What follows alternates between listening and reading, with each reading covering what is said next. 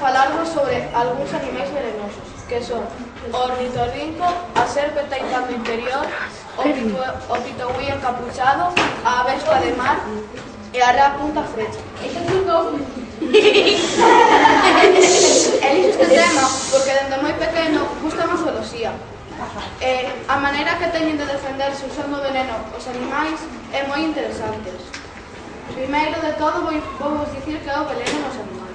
Son sustancias que crea o seu propio corpo ou que obteñen ao comer outros seres vivos e son perjudiciais.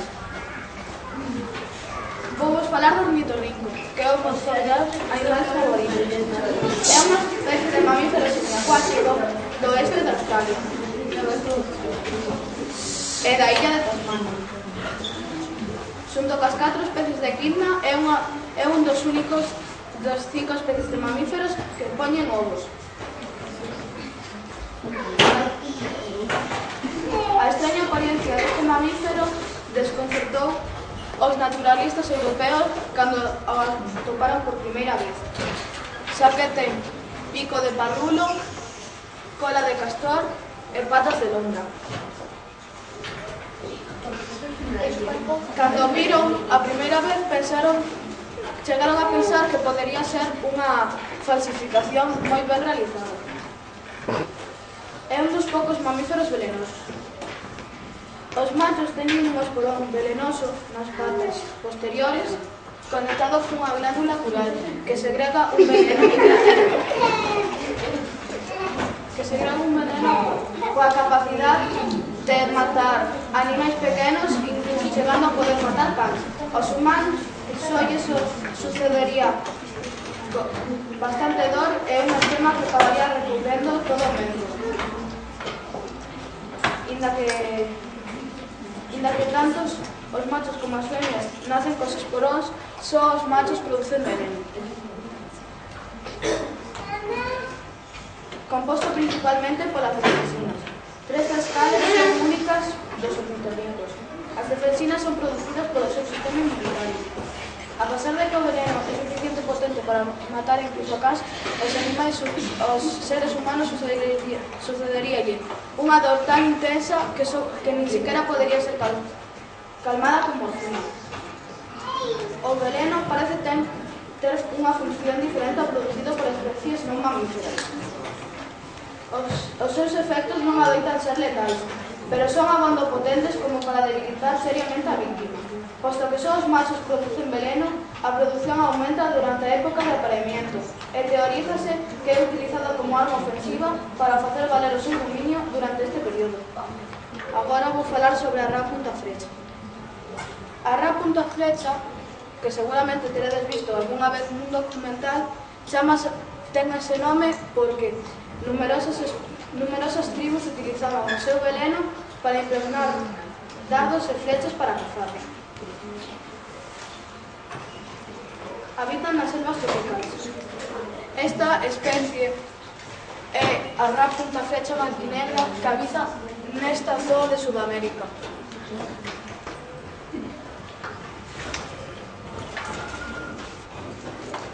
O seu veneno deita ser unha toxina que teñen na pel e que conseguen, segundo a teoría máis apoiada, ao comer algúns insectos que a posúen, especialmente un escaravello.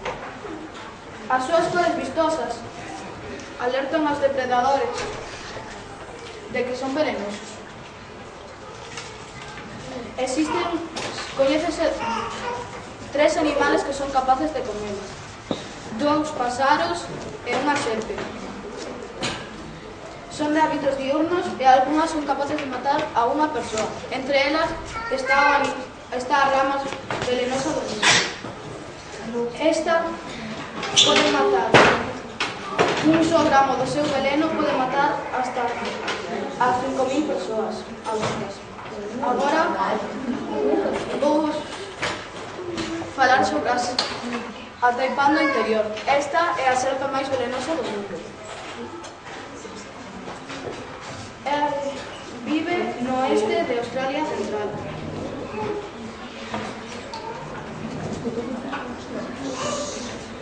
En cauces e inmediaciones de ríos secos, nun entorno semiárido.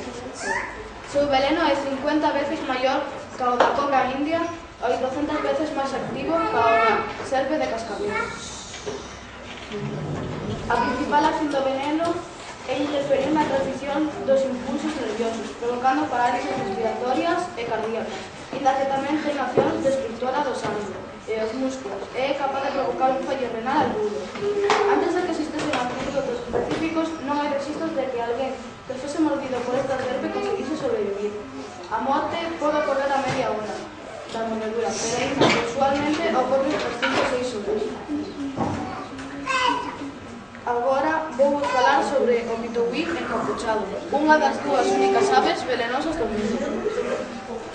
O pitouí encapuchado habita en Nova Guinea, en Papúa Nova Guinea.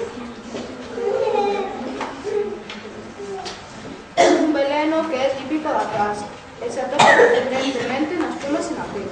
Os habitantes de Papúa Nova Guinea chámanos pásaros basura, porque non poden ser comidos a non ser que en situacións desesperadas se poden comer quitánlles toda a pel e as plumas e asando a carne ao carbón.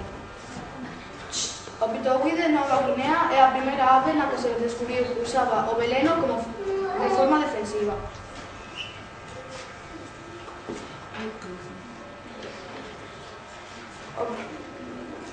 Estes pásaros cantores son omnívoros e se supón que sintetizan o veneno das súas plumas tras inserir uns escarabellos. As súas plumas son moi rechamantes e de cores moi brillantes.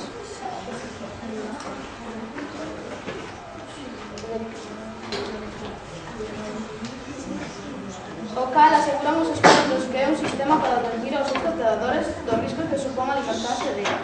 A pel e as plumas de algunhas das súas especies, especialmente do pitouí variable e do bicolor, conteñen poderosas neurotoxinas, tamén producidas polas radas colombianas. Créese que isto serve ás aves como a defensa química contra simples parásitos e do mesmo modo contra depredadores como as serpes, aves máis grandes e incluso humanos, que son atraídos polas súas cores brillantes.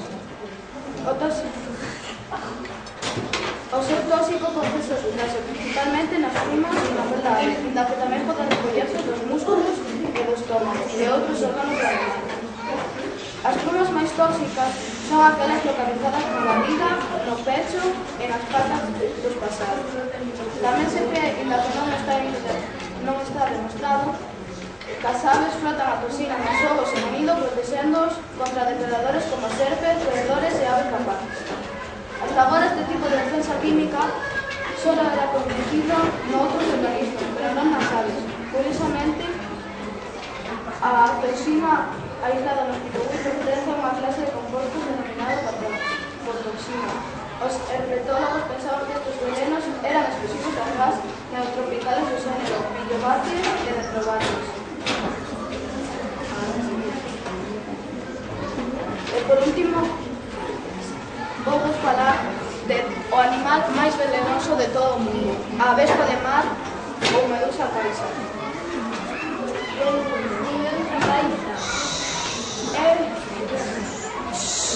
Moitas persoas teñen medo de nadar cerca de lugares onde habitan estes animais. O feito de ter un veleno tan tóxico que forma xente que non quere estar ao seu redor. Con todo, só algunhas mortes humanas poden ser atribuídas a esta especie de auga gris. O hábitat natural desta vespa de mar é zonas de mar alrededor de Australia.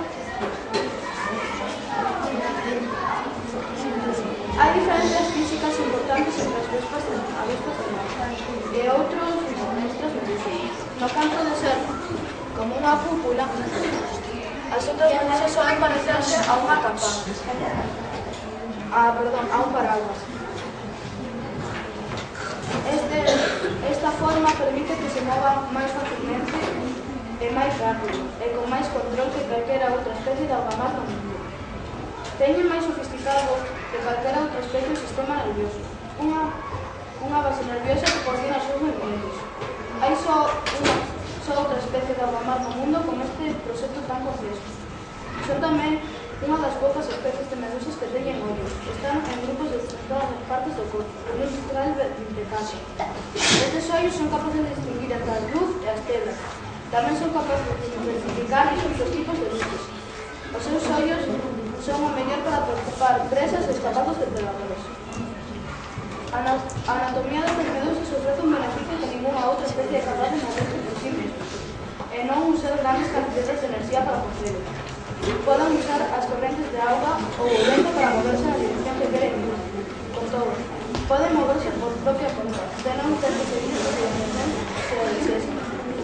Estas son unas poucas especies peligrosas, pero existen outras especies más.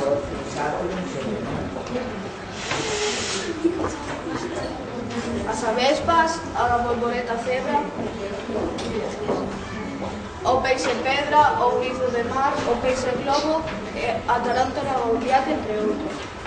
Se os interesa este tema, moitos libros de zoología e páxinas web poderían darvos máis información. Se interesa alguna pregunta, intentaré responderla. Non hai preguntas porque xa non subido. Mira, só podo facer unha sola exacta. Fixeches o Irmán que había 4 mamíferos máis que eran venenosos. Sabes cales son? Sí. Son 4 especies de equidna. Outro mamífero dos monotremas que pon ovos. Eu, por exemplo, eso non o sabía. Moi ben.